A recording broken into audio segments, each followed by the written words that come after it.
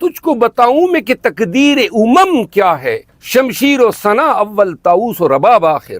خان کی جنگ آپ کے معدنیات پر قبضے کے خلاف، قبضہ مافیا کے خلاف جنگ ہے۔ 1.25 سال میں کبھی اس شخص نے ہمیں یہ نہیں کہا ہے کہ میری ضمانت کے بعد میری رہائی کب ہوگی۔ یہ جنگ جو خان نے شروع کی ہے، یہ جنگ بنیادی حقوق کے تحفظ کی جنگ ہے، پاکستان میں آئین کی بالادستی کی جنگ ہے۔ یہاں پاکستان میں بدقسمتی سے قانون کی حکمرانی کی پامالی کے نتیجے میں تانے دار بن گیا ہے۔ خان کی جنگ جو ہے وہ ملک میں جاری اس بدامنی کے خلاف ہیں جس کو شک کی نگاہ سے دیکھا جاتا ہے۔ ایران کے ساتھ آپ کے تعلقات خراب، افغانستان کے ساتھ خراب، بھارت کے ساتھ خراب۔ یہ صرف میری طرف سے آج ایک پیغام ہے، باقی آپ کے سوالات اگر ہوں گے تو جواب دوں گا۔ پاکستان تحریک انصاف کے بانی عمران احمد خان نیازی قید و بند میں بدستور صعوبت برداشت کر رہا ہے۔ یہ گزشتہ 1.25 سال میں کبھی اس شخص نے ہمیں یہ نہیں کہا ہے کہ میری ضمانت کے بعد میری رہائی کب ہوگی، کبھی نہیں کہا۔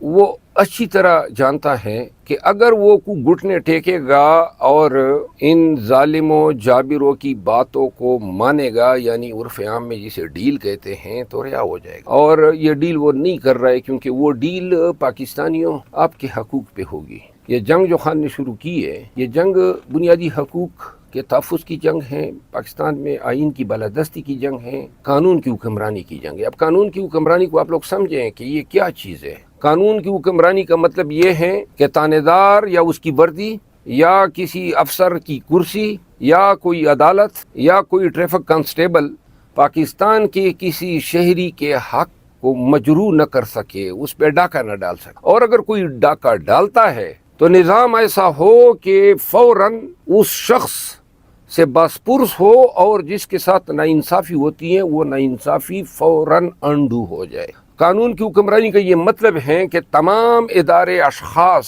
قانون کے تابع ہو، جہاں کسی کو یہ ڈر نہ ہو کہ میں یہ پلاٹ خرید رہا ہوں کوئی اس پہ قبضہ کرے گا، جہاں کسی کو یہ ڈر نہ ہو کہ میری باپ کی وراثت جو ہے اس کا مقدمہ 20 سال چلے گا، جہاں کسی کو یہ ڈر نہ ہو کہ میری گاڑی جو ہے وہ پولیس والا اپنی منمانی کے ذریعے اس کو بند کر سکتا ہے، جہاں کسی کو یہ ڈر نہ ہو کہ کوئی تانے دار کسی کے گھر میں منہ اٹھائے گھس سکتا ہے، جہاں کسی کو یہ ڈر نہ ہو کہ کوئی وردی پوش اس کو اغوا کر سکتا ہے، جہاں کوئی یہ خائف نہ ہو کہ کوئی اس کو اغوا کر کے سیاسی وابستگیاں تبدیل کرنے پر مجبور کرے گا۔ یہ قانون کی حکمرانی ہے۔ یہ قانون کی حکمرانی ہے کہ آپ کے حقوق، سماجی انصاف، عدالتی اور انتظامی انصاف آپ کے گھر کی دہلیز پہ پہنچے۔ یہ بجلی کے بلوں کی کمپنیوں کی منمانی نہ ہو کہ جتنے ٹیکس ڈالنا چاہے ڈال دے۔ یہ ٹی ایم اے کی منمانی نہ ہو کہ جناب عالی وہ دکاندار پہ جتنا ٹیکس لگانا چاہے یا سیل کر دیا یا کسی کے گھر کو گرا دیا۔ یہ ساری ناانصافیوں کا حل، اور اگر کوئی غنڈہ ہے، بدماش ہے، قبضہ مافیا ہے، تو قانون کے کٹہرے میں لا کے اس کو سزا دلوانا اور اس سزا سے دوسرے لوگ عبرت پکڑے، یہ قانون کی حکمرانی ہے۔ کبھی آپ نے سالوں میں بھی سنا ہے کہ کسی کو پھانسی ہو گئی، کبھی آپ نے سالوں میں بھی سنا ہے کہ فلاں دہشت گرد جو ہیں وہ لٹکائے گئے، کبھی سالوں میں بھی آپ نے سنا ہے کہ کسی تانے دار نے جو رشوت لی تھی اس کو پابند سلاسل کر دیا گیا، کبھی آپ نے دہائیوں میں بھی یہ دیکھا ہے کہ جنہوں نے بچوں کو مارا ہے، جنہوں نے بچوں کے گھروں کی بے حرمتی کی ہے، خواتین کے تقدس کو پامال کی ہے۔ کبھی سنا ہے کہ کسی D S P, S P, D I G کو جو ہیں وہ پابند سلاسل کیا گیا ہے؟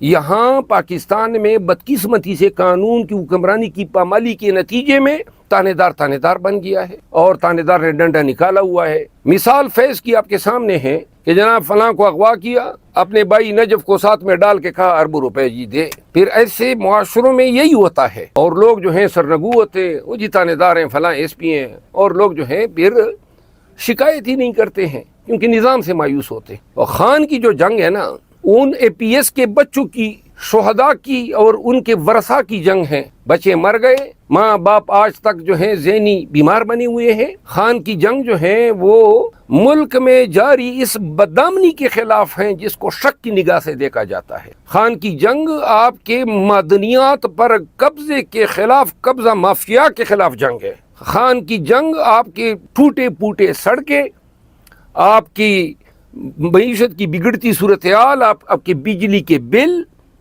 بڑھتی ہوئی خودکشی کی وارداتیں، پاکستان میں ہر طرف چائی ہوئی جو مایوسی کے بادل ہیں اس کے خلاف ہے۔ یہ شخص چاہتا، چانسلر تھا UK کی یونیورسٹیز کا، یہ چاہتا لندن میں گزارتا اپنے بچوں کے ساتھ، زندگی کے جو آخری سال ہیں وہ بڑے آرام سے گزار سکتا تھا، اور ہم پاکستانی اسی طرح رلتے رہتے۔ اس شخص نے ہمیں امید دی اور اس پہ ہمارا یہ اعتقاد بنا کہ یہ شخص اس قابل ہیں کہ قوم کو اس ماسٹر آف ڈسیپشن سے ڈیلیور کر سکتا ہے۔ یہ شخص جو ہیں وہ قانون کی حکمرانی کے خواب کو عملی جامہ پہنا سکتا ہے، عدلیہ کو آزاد کر سکتا ہے، نظام کو بہتری کی طرف لا سکتا ہے، اور اس سڑے ہوئے بوسیدہ نظام جس نے 76 سالوں میں پاکستانیوں کو افلاس، بھوک، بدامنی، بے روزگاری، افراتفری اس سے دوچار کیا ہے، اس سے ہمیں گلو خلاصی دے سکتا ہے۔ ہمارے بچوں، ہماری نسلوں کو بھی یہ حق ہے کہ لندن یا امارات یا فرانس یا مغربی دنیا میں جس طرح بچے پارکوں میں انجوائے کرتے ہیں، جس طرح بچوں کے والدین کو یہ پریشانی نہیں ہوتی ہے کہ میرا بچہ واپس آئے گا بھی کہ نہیں، اور جہاں پاکستان میں لوگ اس فکر میں مبتلا ہو کے مریں کہ جی میرا جو شوہر گیا ہے وہ شام کو اچھا بالا گھر آئے گا یا نہیں، کتنے خودکش حملے ہوئے، کتنے دھماکے ہوئے، کتنے 80,000 سے زیادہ لوگ صرف KP میں اس آگ کی بین چڑھے۔ کسی ریاست نے اس کا ازالہ کیا ہے؟ لاکھوں لوگ بے گھر ہوئے، لاکھوں لوگوں کو ترک سکونت کرنی پڑی، ایک سے ایک جناب علی ضرب عذب ہے، ضرب مومن ہے، فلاں ہیں، مشقیں ہوئی اور آپریشن ہوئے، دہشت گردی ختم نہیں ہو سکی۔ ختم تو کجا ہوئی اور بڑھ گئی۔ آپ کی فارن پالیسی، ایران کے ساتھ آپ کے تعلقات خراب، افغانستان کے ساتھ خراب، بھارت کے ساتھ خراب، یہ آپ کے نیبرز کی بات کر رہا ہوں، پوری دنیا چھوڑ دے، اور بیک اور کچکول اٹھایا ہوا ہے، ہر ملک میں جا کے مانگ رہے ہو ہمیں دو۔ قوم کو تو آپ نے اپنے پیروں پہ کھڑا کرنا تھا۔ 10 کروڑ روپے وزیر اعلیٰ صاحبہ سرکار کے خزانے سے جو ہیں وہ نظاباز کو دے جاتی ہے، اور دوسری طرف جو ہیں کچکول اٹھائے پھر رہے ہیں، ہمیں پیسے دو۔ قوم کو، اس پاکستان کو کون وہ روڈ میپ دے گا کہ 125 ارب ڈالر سے ہم کس طرح جان چھڑا پائیں گے؟ کون پاکستانیوں کو یہ باور کرائے گا کہ پاکستان میں بھی حقیقی ترقی کا خواب پائے تکمیل تک پہنچایا جا سکتا ہے؟ کسی کا ان لیڈرشپ پہ پاکستانیوں اپنے ذہن، اپنے گریبانوں میں جان کے دیکھ لو، آپ کو اعتماد ہے کہ نواز شریف یا اس کا بھائی یا زرداری صاحب یا کوئی دوسرا شخص ماں سوائے عمران خان کے ان خوابوں کی تعبیر آپ کو دے سکتا ہے؟ کیا آپ لوگوں کا اعتماد ہے کہ یہ لوگ جو اپنے اثاثے بنا کے بیرون ملک منتقل کر گئے، کیا یہ پاکستان کے اثاثوں کی حفاظت کرنے کے لیے اقتدار میں آئے؟ اقتدار تو انہوں نے چوری کیا ہے ہم سے، ہماری سیٹی چوری کر کے اب یہ پاکستان کی خدمت کے لیے بیٹھے ہیں۔ کس طرح بندر بانٹ کی، فلاں گورنر یہ آپ کی ہو گئی، فلاں وزارت آپ کی ہو گئی، فلاں سینٹ کی چیئرمینی آپ کی ہو گئی، اور مرکزی یہ ہمارے ہو گئی، یہ بندر بانٹ ہے۔ بلوچستان کی حکومت فلاں کی ہے، پنجاب کی فلاں کی ہے، اور ہم جو ہیں پاکستانی تماشا دیکھ رہے ہیں۔ عملاً ہم نے کیا کیا ہے؟ زیادہ سے زیادہ 3 لکیریں میسج لکھ کے ٹویٹر پہ ہم کہتے ہیں جی ہم نے حق اب الوطنی ادا کیا۔ اب الوطنی یہ نہیں ہے، یہ زندگی جو آپ اور ہم جی رہے ہیں، قطاروں میں فائلیں اٹھائے رشوت دینے کے لیے بندے ڈھونڈتے ہیں، یہ آپ کا نظام ہے۔ اسپتالوں کی حالت زار دیکھیں، بیوروکریسی کو دیکھیں، کچھ لوگ امیر سے امیر ترین ہو گئے، اور آدھے سے زیادہ پاکستان غربت کے نیچے لیول سے چلا گیا ہے، اور جس انداز میں مہنگائی بڑھ رہی ہے، بے روزگاری بڑھ رہی ہے، لوگ بچے بیچنے پہ مجبور ہوئے ہیں۔ یہ چھوٹی باتیں نہیں ہیں، بچہ بیچنا، خودکشی کرنا، ایک ایک پاکستانی جو اس مہنگائی کے ہاتھوں خودکشی کر رہا ہے، یہ پوری قوم کا قتل ہے۔ یہ بدامنی میں جتنے لوگ آج میرے علاقے میں وہاں پہ 2 سپاہی شہید ہوئے ہیں، کیوں بھئی ہم اپنے جوان، اپنے بچوں کی لاشوں کو اٹھائے پھر رہے ہیں؟ کیوں ہم امن نہیں لا سکتے ہیں؟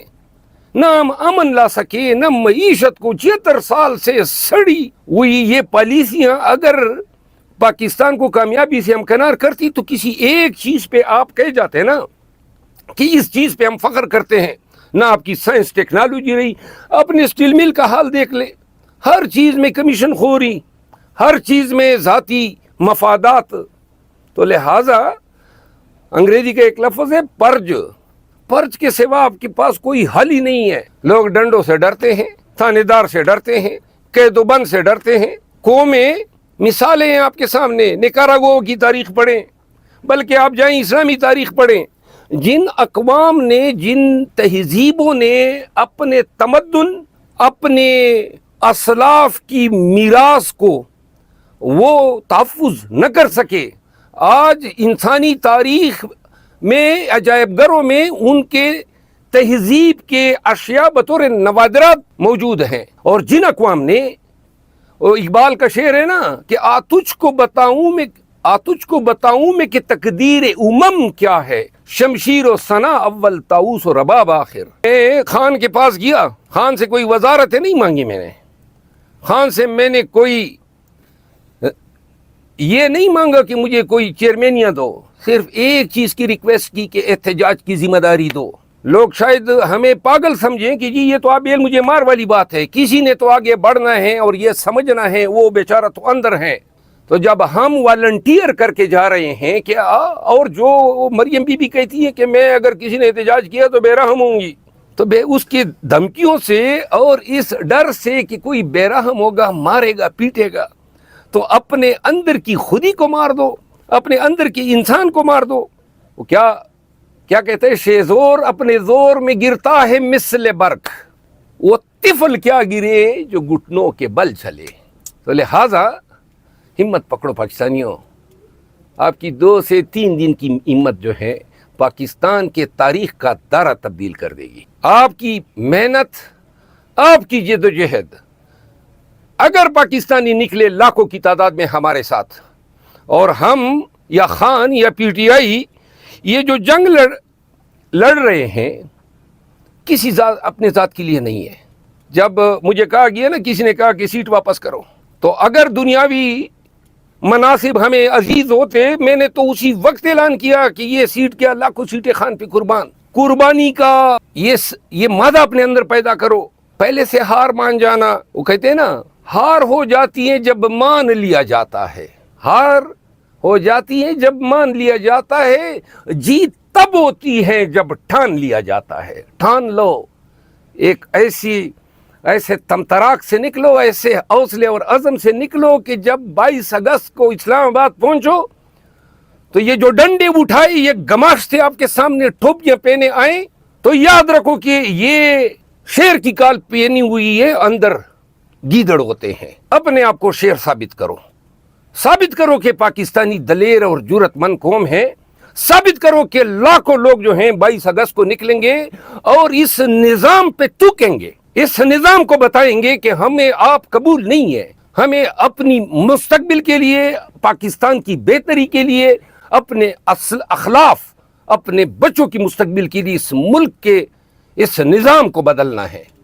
جہاں میرٹ ہو, جہاں شفافیت ہو, جہاں قانون کی حکمرانی ہو, جہاں عدل کا بول بالا ہو, جہاں آزاد عدلیہ ہو, اور جہاں پاکستانی جو ہیں وہ اپنے حقوق کے تحفظ میں سراسیمگی کا شکار نہ ہو. تو آئیے خان کے اس خواب کو پورا کرنے کے لیے پاکستانیوں, آپ کی اس بہتر مستقبل کے لیے ہمارا ساتھ دیجیے. 22 اگست کو ایسے نکلو کہ پورا پاکستان کیا پوری دنیا جو ہے دیکھ لے اور مان لے کہ قوم ہوتی ہے تو پاکستانیوں کی طرح ہوتی ہے. رقم کرو, رومنوں کی مثال رقم کر دو, رقم کرو عربوں کی وہ مثال. وہ مکہ مکرمہ کے صحرا سے نکلے اور کیسر و کسرا کے استبداد کو, وہ اقبال ہی کہتا ہے, کیسر و کسرا کے استبداد کو مٹایا کس نے؟ وہ کیا تھا؟ زور حیدر, فکر بزر, صدق سلمانی. کس دور میں وہ نکلے؟ تو لہذا آئیے ہمارا ساتھ دیجئے, مظلوم کا ساتھ دیجئے, ایک بے گناہ قیدی کا ساتھ دیجئے.